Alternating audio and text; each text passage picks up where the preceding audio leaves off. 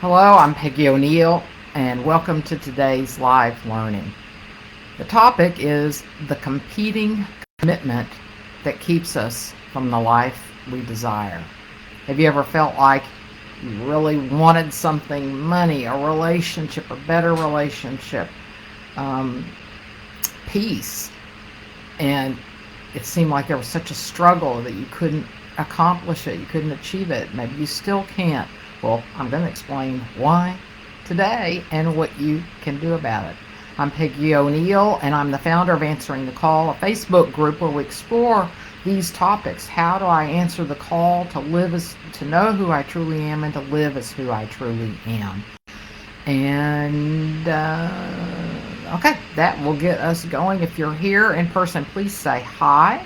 If you have any questions or comments at any time, please put them in the comments and I will respond. If you're watching this on replay, I'd love it if you put in hashtag replay, and just so I know that you were there.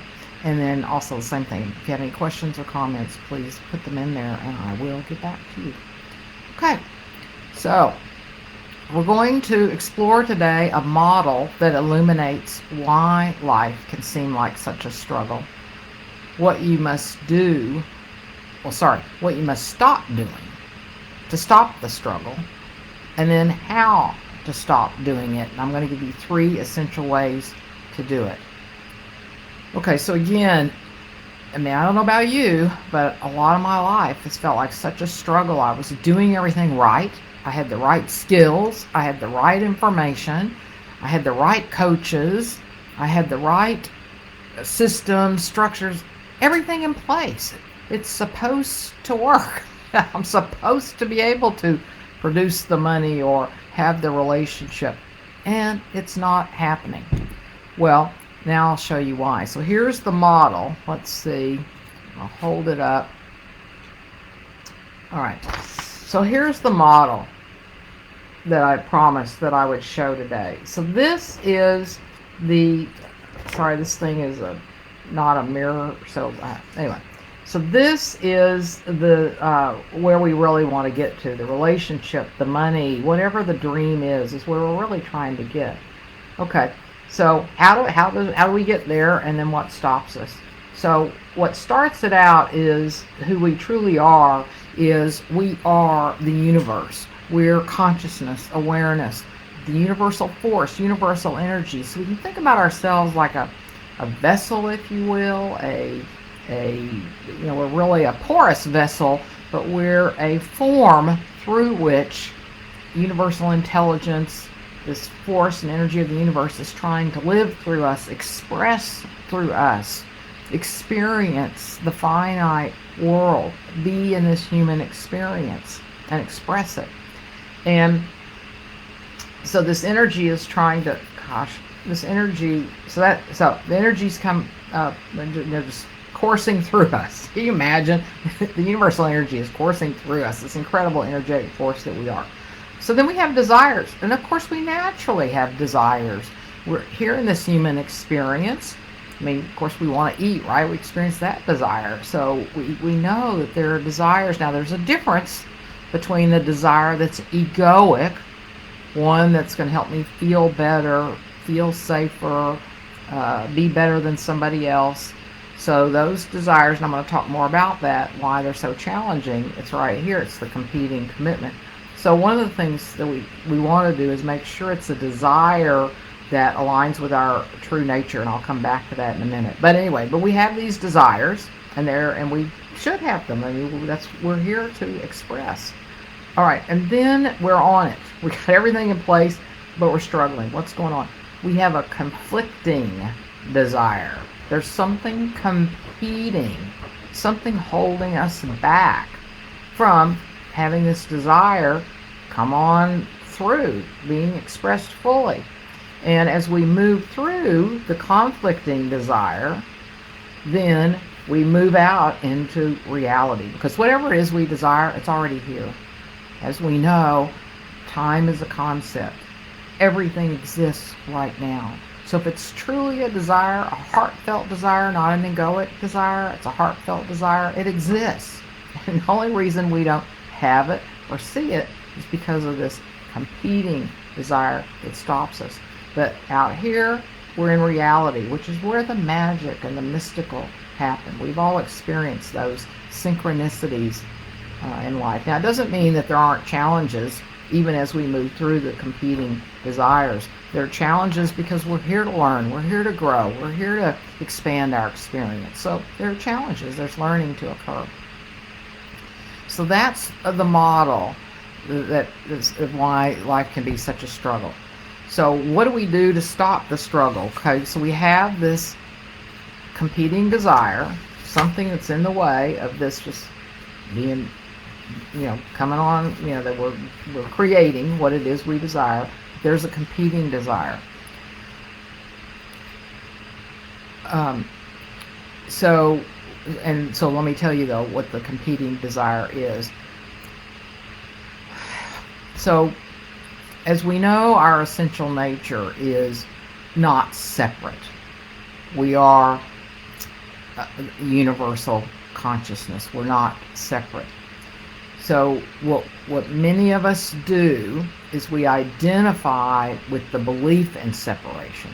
We identify with this idea that I'm a separate self. And it actually is an idea, but we're not a separate self, so we identify with it. As we identify with it, then we believe other thoughts that go with it about our capability, our incapabilities, who we're supposed to be, not supposed to be. And because that idea of a separate self is not real, it's an idea, then anything we do to try to satisfy that idea cannot be satisfied. Why? Because there is no separate self to be satisfied. So it keeps us in a loop of trying to keep the identity of something that doesn't exist intact. The identity of I can be successful or I can't be successful. The identity of what keeps us safe and secure. What we and pursuing it. So I said I would talk about desires that are from the ego. So the egoic desires are always seeking something so that we'll feel better. So it's a clue that it's going to be very challenging to accomplish what it is you want if it's because, well, I want this so I can feel secure. I want this so that I can feel loved. I want this because I want a better life. I want more success. So, well, a better life might be okay. You've got to define what you mean by better life. But if it's something to do with wanting to feel better, then it's not attainable. Why? Because, well, it's one of the things to stop doing, which is we keep hoping our feelings are going to go away. So one of the things to stop doing is to just know that our emotions are always going to be there. They're going to come and go. There's no way to stop those feelings. And yet that holds us back a lot because we pay attention to those feelings of fear, of being uncomfortable. And anytime we're really pursuing our heart's desires, there's something new, there's something different. We're going to feel uncomfortable. I hope this is making sense. So I'm going to back up a little bit. So again, in this model, we have a conflicting desire, and the conflicting desire is to keep the sense of a separate self safe and secure. We can't do that and pursue what it is we really want. Why? Because it's the unknown. We haven't been there yet. We've got to do new things. We have to learn new things. So as long as we believe we're a separate self and we try to do what it's telling us to do to stay safe and secure, we stop ourselves from accomplishing and having what it is that we truly want. So what we must stop doing to stop the struggle is to stop identifying with the thoughts that say anything about yourself that doesn't exist, and anything about you being separate. So if it's anything, any sort of comparison, anything of how well you're doing or not well you're doing, to stop the struggle, we stop identifying with this sense of a separate self and all the thoughts that go with it. So how do we stop doing that. If you've been watching these, you know I've said this a lot. You just don't listen to thoughts. It's very hard. Rupert Spira says that our I don't know if he used the word strongest addiction, but it's the addiction every one of us has, and that's our addiction to our thoughts. We pay attention to them as if they mean something. And I'm talking about the thoughts that have something to do with this sense of a separate self, who we are, who other people are, anything that keeps us um, um, feeling like we're a good person, a bad person, that they're good, they're bad, anything along those lines that have to do with the idea that there's a separate self that that that can, let's see, let me pause for a second. What am I trying to say here?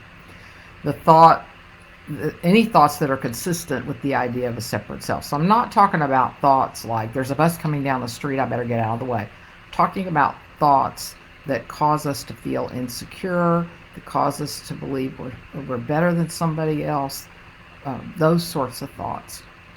So so we stop listening to any of those thoughts. As I mentioned a minute ago, you also just know feelings will not go away. The first time I heard that we're never going to be able to change or eliminate these emotions that are uncomfortable, I was so relieved because we've all been conditioned, right, for so many years to do whatever we can to get rid of them, to feel better. And of course, we all want to feel better, but that's because we believe up until now that there's a separate self to feel better.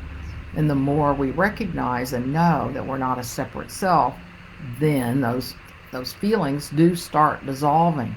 But it's in the allowing of them, the knowing they're not gonna go away, that over time they will dissolve, they will go away, but not out of us trying to do anything about them.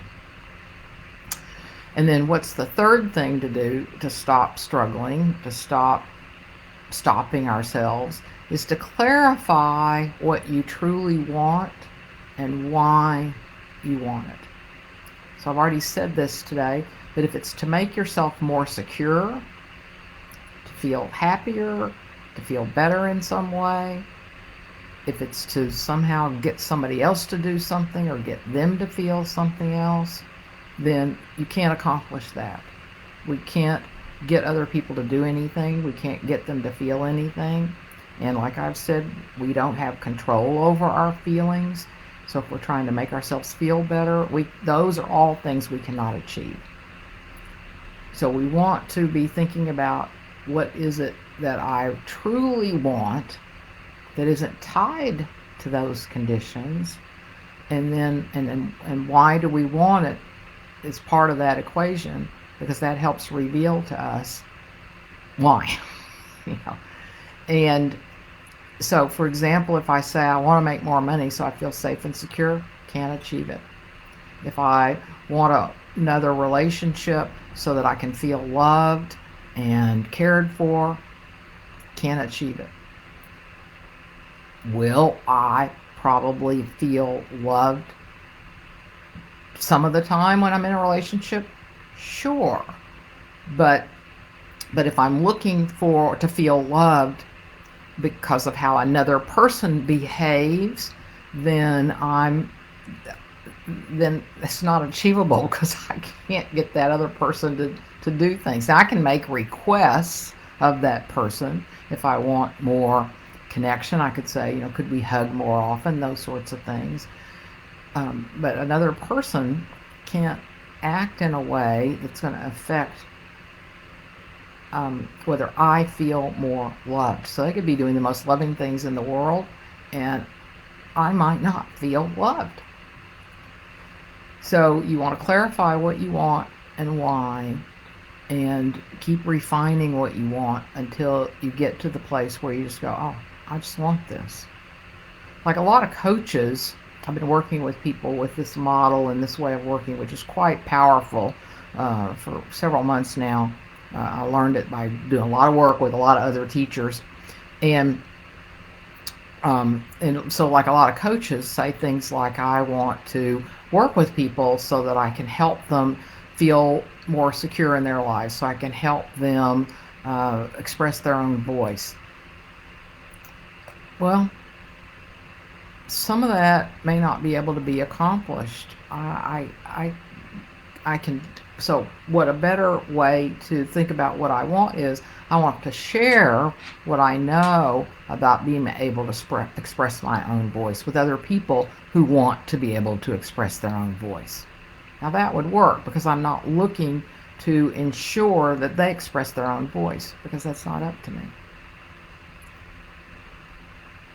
So, what we've been looking at today is the competing commitment that keeps you from the life that you truly desire. So the competing commitment is trying to keep the separate self feeling secure, feeling validated, feeling safe. So as long as that's my focus, I cannot accomplish what it is I truly want. So and so we went over a model, that model that I just showed you. And then what you must stop doing is identifying with thoughts that tell you about yourself and anything to do with being separate. And then you stop the struggle by, again, not listening to thoughts. Know that feelings are not going to go away, and then clarify what you want and why. All right, so if you have any questions, I'll see if there are any questions or comments. No, okay, none right now. So please let me know. I hope this made sense. If it didn't, then put them in the comments or send me a message, and I'm happy to explain it again. Thank you for being here today, and good luck with achieving your heartfelt desires. Bye.